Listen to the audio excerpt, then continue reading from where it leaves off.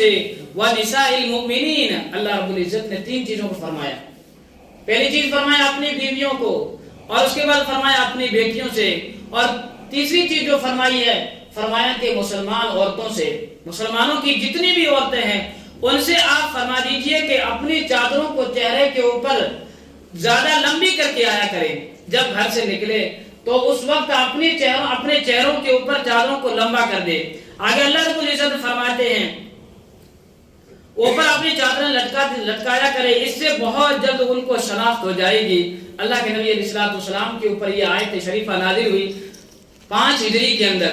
اللہ کے نبی صلی اللہ علیہ وسلم، اس سے پہلے اللہ کے نبی صلی اللہ علیہ وسلم نے حکم نہیں فرمایا تھا، لیکن ہر قوم کے اندر، ہر مذہب کے اندر، ہر کتاب اتارنے والے نبی کے ساتھ اللہ رب العزت نے پردے کا حکم دیا تھا. اس لیے یہودیوں کو اللہ رب العزت نے پردے کا حکم دیا تھا، اور عیسائیوں کی کتاب کے اندر اللہ رب العزت نے فرمایا کہ عورتوں کو حکم دو وہ پردہ کرے.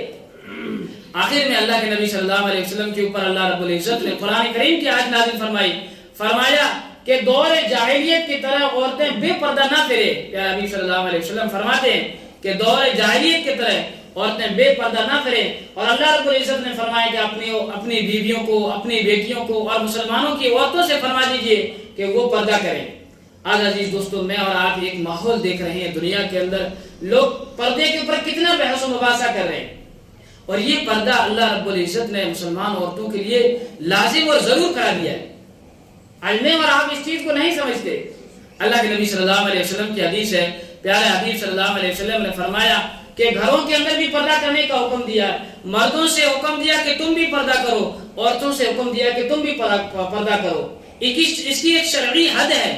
مردوں سے کہا کہ ناک سے لے کر گھٹنے تک مردوں کے لیے پردہ کرنا ضرور ہے، فرض ہے.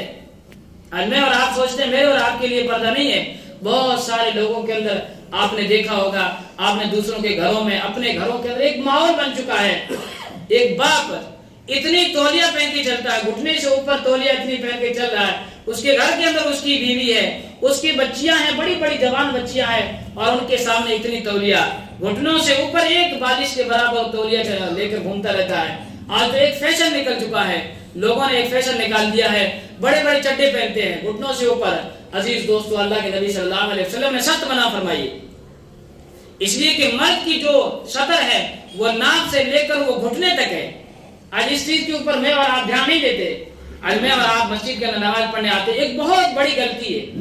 ہم اتنا سفر کر کے آتے ہیں، دور سے آتے ہیں، دراز سے آتے ہیں، نہا دھو کے پاک ہو کے اللہ کے گھر میں آتے ہیں. بہت سارے لوگ ایسے ہوتے ہیں جن کی پینٹ پیچھے کھلی ہوئی ہوتی ہے، جس کی وجہ سے نماز نہیں ہوتی ہے. اللہ کے نبی نے فرمایا کہ ناک سے لے کر پیچھے کمر اور آگے ناک، یہ حد بتائیے، اور گھٹنوں کے نیچے تک یہ چھپانا ضروری ہے. نماز کے جو احکام ہیں، نماز کے جو ارکان ہیں، شرائط ہے، اس کے اندر ایک چیز یہ بتلائی گئی ہے کہ اپنے سطر کو چھپانا یہ فرض ہے.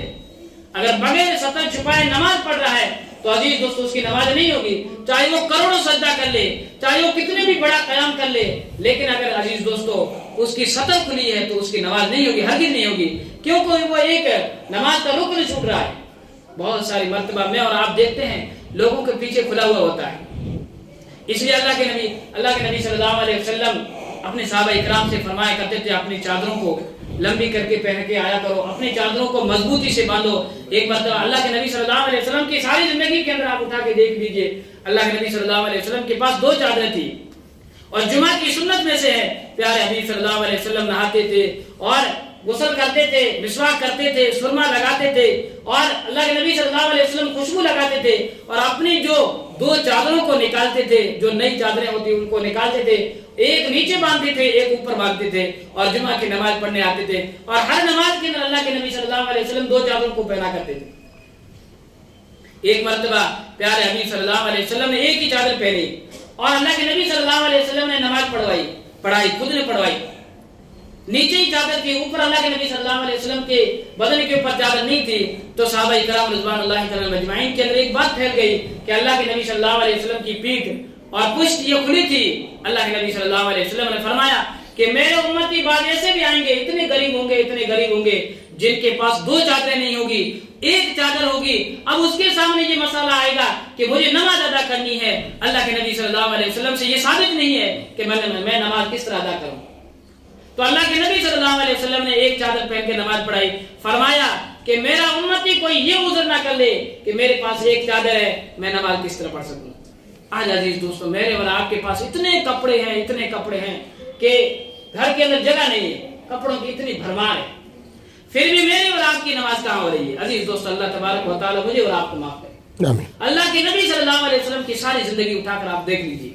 پیارے حبیب صلی اللہ علیہ وسلم نے کسی بھی حالت میں, کسی بھی مصیبت میں اور کسی بھی تکلیف کے اندر اللہ کے نبی صلی اللہ علیہ وسلم نے نماز نہیں چھوڑی ہے. اللہ کے نبی صلی اللہ علیہ وسلم نے فرمایا کہ تمہارے اندر طاقت نہیں ہے تو زمین پہ بیٹھ کے نماز پڑھو, زمین کے بیٹھ پہ نماز پڑھو, نماز مت چھوڑو. آگے فرمایا اگر بیچنے کی بھی طاقت نہیں ہے, گھٹنوں میں درد ہو رہا ہے, کمر میں درد ہو رہی ہے, تو اللہ کے نبی نے فرمایا چت لیٹ کر ٹیکا لگا کے نماز پڑھو, لیکن نماز مت چھوڑو. آگے اللہ کے نبی نے فرمایا اگر چت لیٹ کر ٹیکا لگا کر بھی نماز نہیں پڑھ سکتے ہو تو ہاتھ کے اشارے سے نماز پڑھو, قیام کرو, رکوع کرو, سجدہ کرو اور اس کے اندر اللہ رب العزت کا ذکر کرو.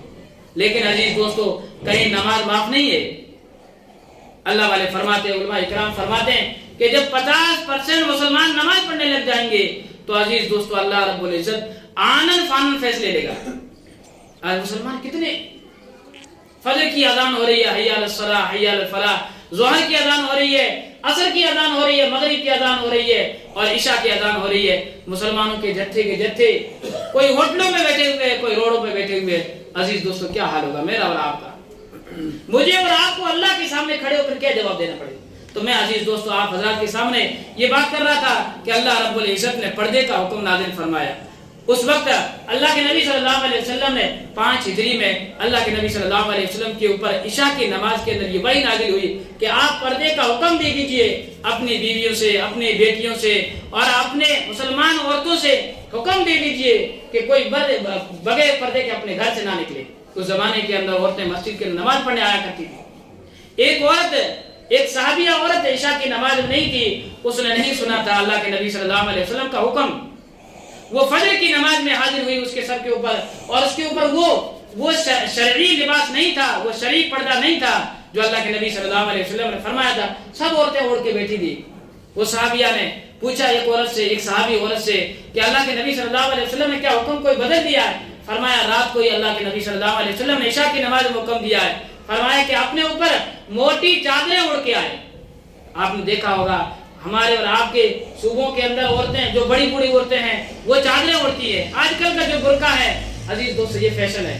آپ نے دیکھا ہوگا برقع یہاں تک پھٹا ہوا ہے, یہاں تک پھٹا. یہ شریعت کے خلاف ہے اور اتنا چست برقع ہوتا ہے جس سے آدھا نظر آتے ہیں. یہ برقع شریعت میں داخل نہیں ہے. پہلے زمانے میں عورتیں موٹی چادریں اوڑھا کرتی تھی, بڑا گھونگھٹ نکالتی تھی. اللہ کے نبی صلی اللہ علیہ وسلم نے فرمایا وہ چادریں اوڑھ کے آؤ.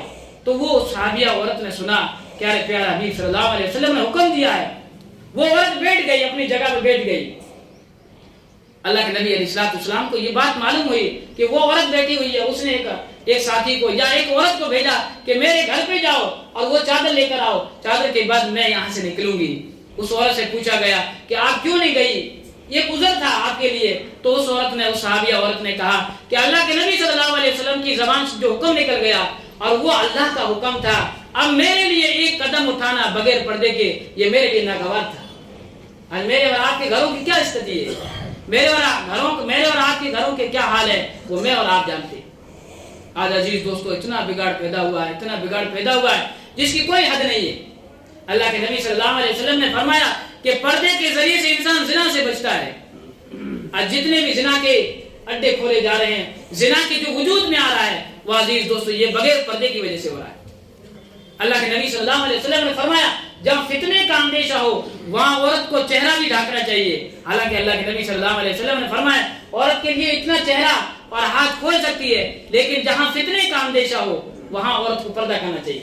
ایک صحابی رضی اللہ تعالیٰ عنہ نے پوچھا, انصاری صحابی تھے, انہوں نے اللہ کے نبی صلی اللہ علیہ وسلم سے دریافت فرمایا کہ اللہ کے نبی گھر کے اندر ہم سب لوگ رہتے ہیں اور عورت کا چھوٹا دیور بھی رہتا ہے, اس کے بارے میں آپ کا کیا حکم ہے؟ اللہ کے نبی صلی اللہ علیہ وسلم نے فرمایا کہ جو دیور ہے وہ اپنے بھائی کے لیے موت ہے, اس سے زنا وجود میں آتا ہے. آج آپ اٹھا کر دیکھ لیجئے گھروں کے گھر برباد ہو چکے ہیں اس زنا کی بنیاد پر. کیا وجہ ہے؟ میں نے اور آپ نے پردے نہیں کروائے. اپنے گھر کے اندر پردے کی تاکید نہیں کری، اپنے عورتوں کو اپنے بچوں کو پردے کا حکم نہیں دیا. عزیز دوستو، اس لیے غیر قوم میرے اور آپ کے اوپر ہاتھ اٹھا رہی ہے.